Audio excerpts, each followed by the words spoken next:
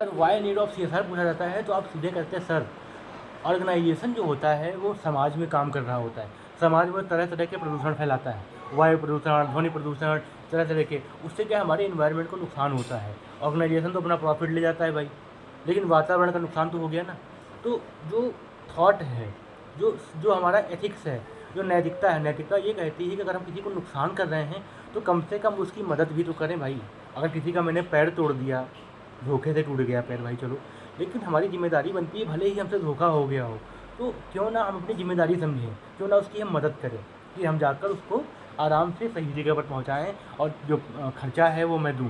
ठीक है, ये एथिक्स है, नैतिकता है। उसी तरीके से सीएसआर अपना काम करके प्रॉफिट लेकर घर चले गए। नुकसान किसको हो रहा था? कर्मचारियों को हो रहा था। कर्मचारियों की फैमिली बाहर रहती है, ठीक है, कंपनी के एम्प्लॉय वर्क कर रहे हैं, उनकी फैमिली कहाँ रह रही है? इन्वायरमेंट में। कंपनी नुकसान किसको पहुंचा रही है? इन्वायरमेंट को।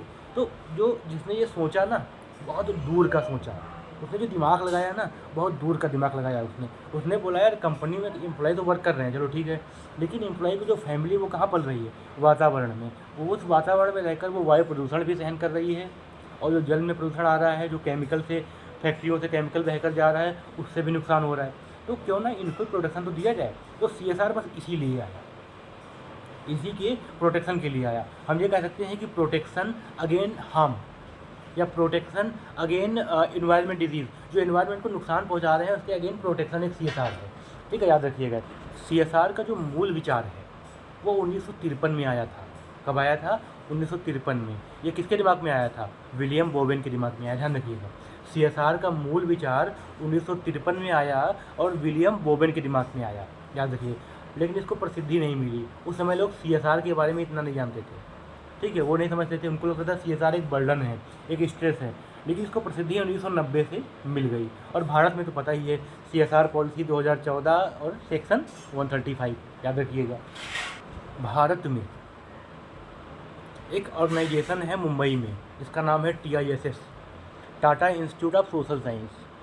यही हमारा जो है सीएसआर के लिए काम करता है। इसी ने राष्ट्रीय सीएसआर केंद्र की स्थापना की। ये मुंबई में बना हुआ है, तो कह सकते हैं कि मुंबई में बने Tata institute of social science ने ही राष्ट्रीय सीएसआर केंद्र की स्थापना की। ठीक है, और यही आजकल क्या कर रहा है? रिसर्च का काम कर रहा है कि लोग इन मुद्दों कितना मतलब क्या कर रहे हैं, सीएसआर कितना कर रहे हैं, क्या नहीं कर रहे हैं। और वो आइडियोलॉजी भी दे रहा है कि इस तरीके से हमें सीएसआर के प्रति प्रतिबद्ध रहना चाहिए, जागरूक रहना चाहिए, हमारी जिम्मेदारी है। ध्यान रखिएगा, अगर पूछा जाता है कि देश में सीएसआर केंद्र की स्थापना किसने की, तो हम आराम से बोल देंगे टाटा इंस्टीट्यूट सोशल साइंस ने राष्ट्रीय सीएसआर केंद्र की स्थापना की।